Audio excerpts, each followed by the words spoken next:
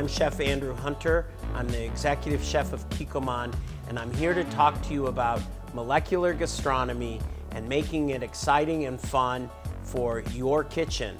Molecular gastronomy is typically thought of as a fine dining preparation, but why should they have all the fun? With these easy techniques, we can use molecular gastronomy in casual dining and fine dining alike. This demonstration is using agar-agar to bring the spheres together. And the reason that I've chosen to use agar-agar is because it's less finicky than sodium alginate, more foolproof. So the first sphere I'm gonna make is one intended for a toasted Italian meringue, kind of like a campfire marshmallow. And so it has Kikkoman Yuzu Ponzu, a toasted marshmallow syrup, water, and agar-agar. And so one of the key pieces to success in this is to pay attention to your time and temperature. So we're gonna first add the Yuzu Ponzu, the toasted marshmallow syrup. We're adding these all together, and the water. So here's where time and temperature comes in. Agar-agar activates at 180 degrees or higher. So it's important to bring your liquid to 180 degrees. You can do that with a thermometer, or you can just do that with a nice simmer. So my liquid came up to 180 degrees, and I'm whisking it for about 60 seconds, and then I take it off the heat, and I let it cool to 125 degrees. And for this, you really do need a temperature probe so that you're accurate with the 125. If you let it go too cool, it'll start to set. And if you don't cool it enough, when you drop it into the oil, which is the next step, it won't gel in the cold oil. Here I have the liquid that I've cooled down to 125 degrees.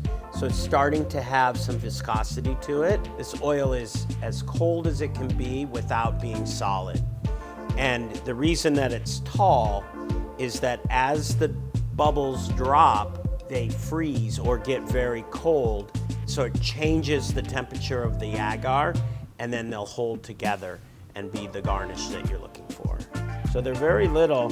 The idea is to make them kind of the size of caviar. You can make them different sizes if you like, but too big, like the size of boba, and they become sort of unwieldy. And you can really sort of feel the agar in your mouth. And so these just little tiny droplets are the best. So now you can see the bubbles or the spheres. When you drain this or strain it, be very gentle because they are gentle. So just do it with some gentle care. And look at this, you end up with these really cool spheres that are about the size of caviar. And they'll take on the color of the ingredients that you've used. So this is my toasted Italian meringue, and I'm gonna drizzle a little blueberry syrup over the top and around it to add some color, and it'll help the spheres stick a little bit.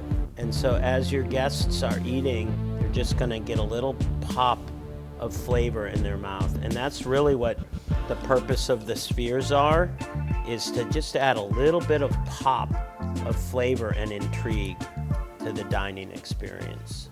So the molecular spheres are actually pretty versatile, and they can be used in sweet and savory applications.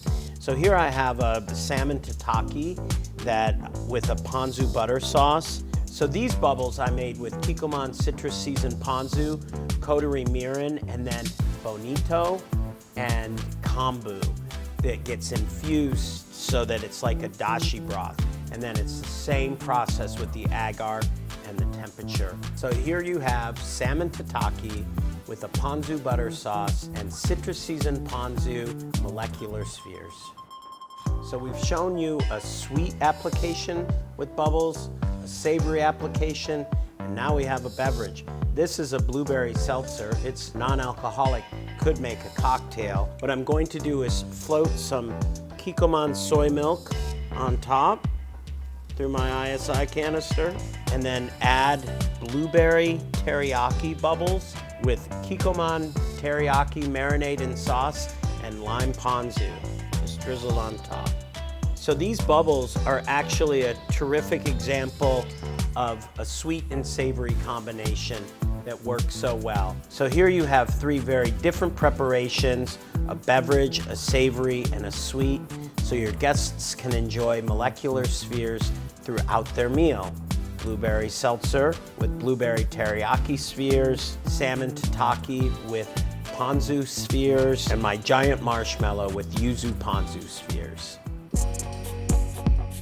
My name is Gonzalez. I am a chef here at the Aton Center in Encinitas. I'm also a proud member of Kikkoman Cabinet Chef. Molecular gastronomy has been used for a long time. It's really just a way of using chemicals or additives to enhance a food's texture, flavor, smell. There's so many tacos, you know. I love tacos. But I don't know, I just wanted to find a way to change the texture of it and just the overall look, you know, make something different. Making the spheres, it's not really necessarily a new technique at all. A lot of people do it. But yeah, I just thought it'd be a fun, interesting idea. Well, going with the taco, I figured doing duck would be a fun thing. And I really liked the depth of the meme soup base. It's really unique just in terms of bringing out like an overall umami flavor. It's very concentrated, so you can kind of play with it. So I did use that to marinate the duck. And then, you know, duck and orange is just a classic combination. You know, a lot of people do that. It's very popular in French cuisine. Also, the tortillas were made with duck fat. And yeah, I just think that overall, it just kind of worked out. It's kind of tricky with getting the right ratio of agar-agar to the liquid. And it does take a little bit of trial and error, but once you get it and you keep doing it, it's kind of like riding a bike. You kind of get the hang of it. You know, you kind of get an understanding of what temperature it should be and what temperature your oil should be. You tend to see it more in a more like elevated fine dining setting. But you could do it, you know, mass scale. Like if you were doing a large event with these tacos, you know, you would just need the staff to do it because it, you know, it can be a little tedious. So perhaps that's why you don't see it so often. Again, I think once you kind of get the overall hang of it, you train your staff right, it's pretty easily doable, and it's really versatile in terms of what type of liquid you want to spherify. And yeah, it really can be applied to any type of liquid. You just have to get the right ratio of agar to it. You got to add the agar when the liquid is hot. The oil has to be very cold, but not freezing cold. So it's just all those things. Once you kind of just get a feel for it, it kind of works out. So I've tried doing like a faux like caviar. Trying to make a vegan type of caviar. I love caviar. And I wanted to originally try that, just making a really dense broth with the meme noodle soup base with kombu and bonito flakes, and try to make it as fishy, as ocean tasting as possible. So yeah, I messed around with that. That's really most of my experience messing are trying to spherify things. I do want to do more. Especially in the cocktail realm. I want to make some cool like cocktail like large spheres. I think that would be really cool. Today I'm going to show you how to make Kikkoman duck and orange meme pearls. We start by simmering garlic, ginger, onion, orange juice and zest. Then we add Kikkoman orange sauce, duck stock, and Kikkoman meme noodle soup base. Blend it smooth, strain through a chinois. Meanwhile, we're going to chill some neutral oil, add agar-agar to the sauce, blend well, and transfer it to a squeeze bottle. Once it's slightly cooled, we're going to drop it into the cold oil, instantly forming these beautiful duck and orange meme pearls. Now let's build the taco. A duck fat flour tortilla topped with confit duck carnitas, a Kikkoman soy milk serrano aioli, pickled daikon and onion, and our duck and orange meme pearls. And last, some cilantro for garnish. This is a fun, modern technique to turn any Kikkoman sauce into a party-pleasing garnish that bursts with flavor. Thank you very much for joining us. Please visit our website for more recipes and information, and see you next time.